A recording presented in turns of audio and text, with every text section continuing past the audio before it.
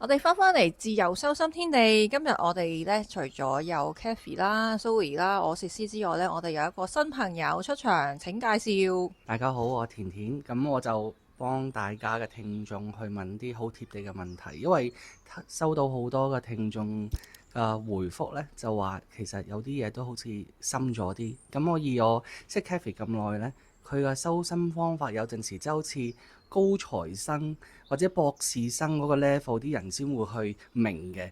咁如果講緊啲初哥啊，或者真係修心啱啱開始接觸，咁其實好多嘅 terms 啊，或者好多嘅好 basic 嘅嘢都未必可以咁理解得到，所以我就幫大家去發問呢啲問題啊，去用一個貼地啲嘅方式去討論下啦。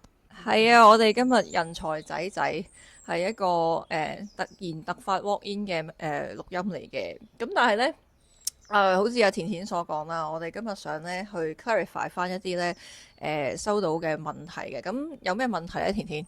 我諗最大嘅問題或者聽到最多人唔知棘住嘅位呢，就係坐入去或者喺度。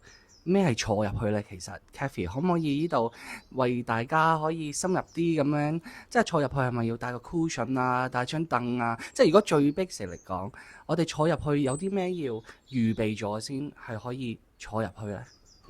坐入去嘅時候咧，要有自己嘅空間啦，有一個靜嘅位置，冇人打擾嘅位置啦，冇人干擾啦。點樣為之坐入去咧？就係、好似 meditation 咁坐入去。譬如你個情緒係傷心嘅，你就坐入去 feel 感受嗰個傷心咁叫坐入去咯。我再 backtrack 啲先啦。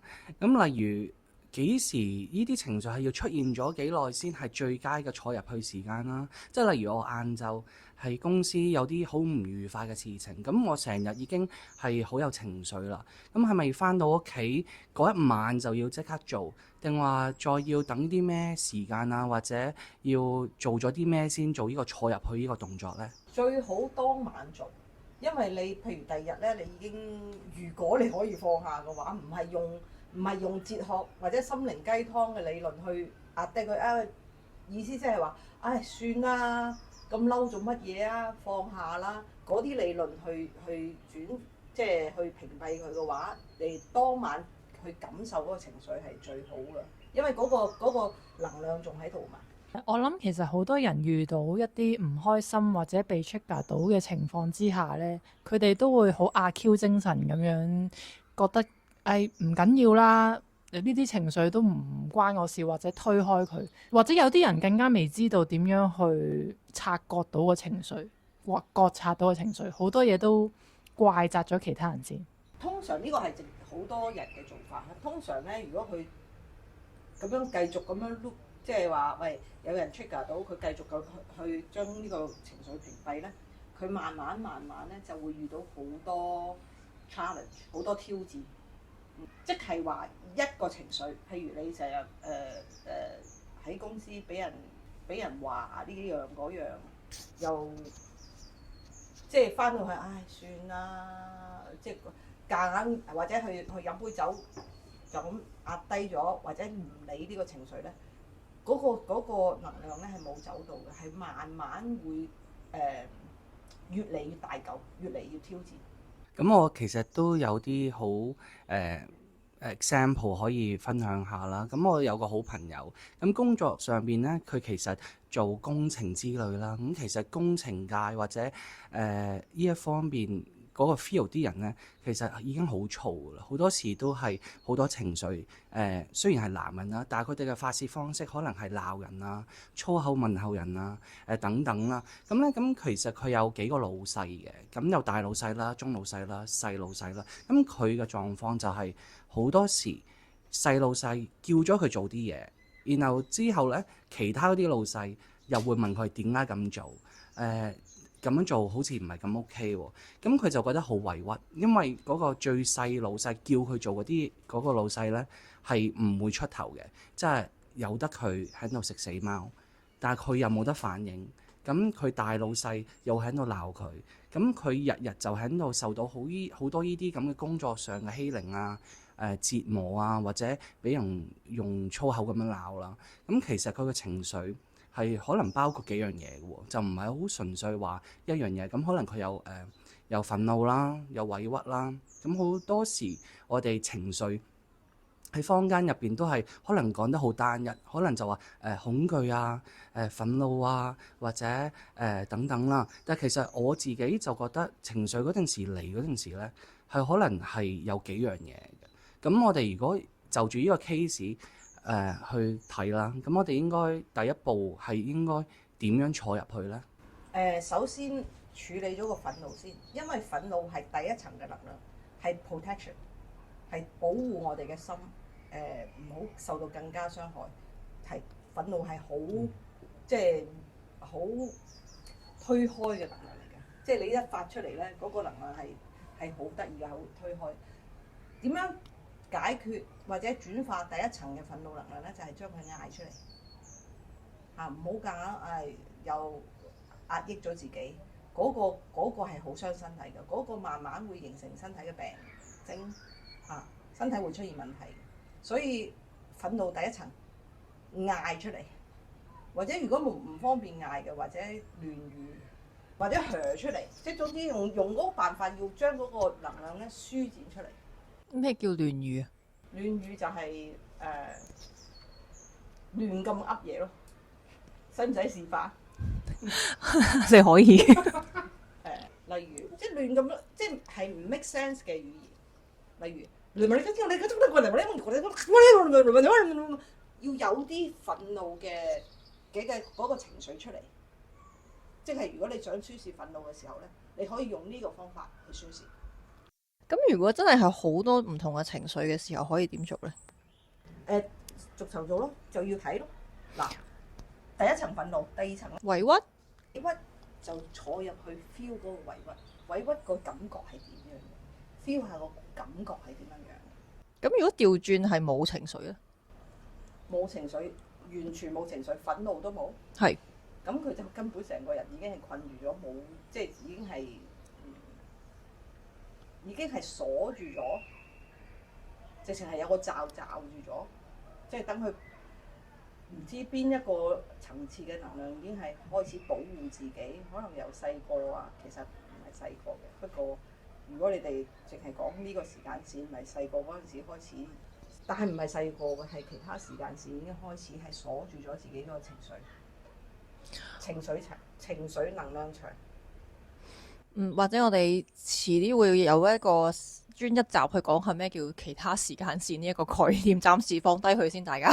總之就係有嘢影響到你，會有一個情緒出現啦，無論係你細個嘅經歷啦、大個嘅經歷啦，定係你嘅潛意識等等嘅原因嘅。好，咁我哋繼續講翻呢個 case 啦。咁你就會主張，因為憤怒嚟講係第一層。一個好大嘅能量要處理啦，咁可以用下亂語啊，或者噓啊，或者大叫啊，咁做咗呢啲先。即係就算如果嗰個人係比較內斂咧，或者好平時都唔會大聲啲講嘢嘅人，咁你有咩建議可以俾佢咧？嘆氣咯，噓，即係叫做噓出嚟或者嘆氣咯，即係咁樣。即係唉聲嘆氣都係可以一個好好嘅方法嘅。但係咧，嗱，要知道喎，好多人都成日咁樣嘆氣㗎啦。我哋做嘅時候咧，要好覺察咁樣，知道自己想做啲乜嘢。嗱，譬如有啲人會話：喂，我傷心嗰陣時，如果我再入去感受傷心，咁我會唔會變咗抑鬱㗎？其實咧。當你有覺察力，自己去想去體驗，真係入去自己揸主意咁樣入去體驗。呢個我都唔識翻譯。總之係願意去體驗嘅時候咧，係兩回事嚟嘅。係咪即係好似攞翻個責任俾自己，去為咗自己去做呢件事咧？會唔會類似？因為其實好多時講修心咧，都係首先。坊間都會講要攞翻個責任俾自己先，因為尤其是外面冇人嚟講，都係所有嘢都係自己創造出嚟噶嘛。所以係咪呢啲情緒就係正正我哋嘅靈魂又好，我哋想體驗嘅嘢，所以就創造呢啲咁嘅場景俾我哋喺工作上體驗咧？係，即係你願意負責翻，而嗱，當你願意去感受呢個情緒係好 powerful 嘅，其實嚇係你嘅意願啊嘛，係你知道你夠強大，可以去真係坐入去體驗呢樣嘢。有啲唔夠膽㗎，就咁推開喂，飲杯去放工，好傷心，飲杯酒啊，或者係同朋友傾下偈啊，將呢個情緒即係傾訴。但係你傾訴，你嚟嚟去去，你有冇發覺好多時咧，人哋揾人傾訴咧，嚟嚟去去講嚟講去，碌嚟碌去都係嗰啲嘢。咁你究竟有冇傾訴到出去咧？係冇嘅，因為嗰個能量喺度碌緊嘅啫。即係講咗出去，其實就係冇令到呢個能量喺自己身體裏邊少咗，或者能量場裏邊少咗嘅。反而可能仲大咗。點解呢？因為你喺度碌啊嘛。即係射個波去對面嗰個。係啦，嗰個可能同你當然，如果同你傾訴，可能有類似嘅能量啦，即係或者係好愛你，好愛你。我唔係話有情緒嗰陣時唔揾人傾訴。如果你真係覺得好抑鬱嘅時候，好咩嘅時候，你可以去揾人傾訴，但係最終都係要走翻入去體驗，去感受呢個能量，去感受呢個情緒。我諗或者嗰個總結一下就係，其實如果有情緒嘅時候，第一反應唔係話我推開佢，或者我想掉咗佢，而係俾佢出嚟自己去面對佢啊。所謂坐入去就係你承認佢喺度先，然後你去感受一下，俾佢出嚟表演俾你睇，佢有咩想話俾你知。咁你可能發現第一層係憤怒。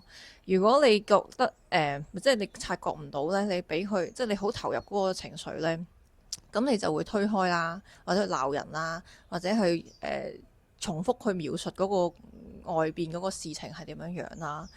咁就唔係一個覺察，甚至唔係一個觀察啦。好，咁我哋繼續講翻啦。咁好多人呢，唔會一次過做晒呢個憤怒噶嘛。係咪真係好難？如果你日日都喺度俾人鬧，日日都工作上遇到啲好不愉快嘅事情，咁我哋係咪要狂做，日日做，定係一日3次咁呢？唔係，你起碼有個開始先啦。你連開始都唔做嘅，咁嗱，首先呢，當你有意願去做嘅時候呢，個天都會順住你去嘅，即係會安排一啲好或者人點樣 support 你啊，咁樣做嘅。但係你都要開始先，有啲人連開始都唔會開始嘅喎。做到就做先啦，即係例如自己已經好叻啦，係發掘到係有憤怒同埋委屈，雖然下邊應該都仲有好多嘢啦，但係見到浮出嚟憤怒同委屈，就做住呢2個先，係咪睇下有咩好轉？然後通常你開始掂自己情緒呢，咁你工作上即係講緊工作嘛，工作上啲場景又會唔同咗噶咯喎。係啊，咁我哋繼續講翻做完憤怒啦，咁都一路做啦。咁委屈嘅情緒有冇啲咩分別呢？委屈同憤怒呢一類型嘅情緒有冇啲特別可以講嘅分別？委屈係好多時係第2層。嗱，你可以感受到憤怒同委屈係2個感覺嚟噶嘛。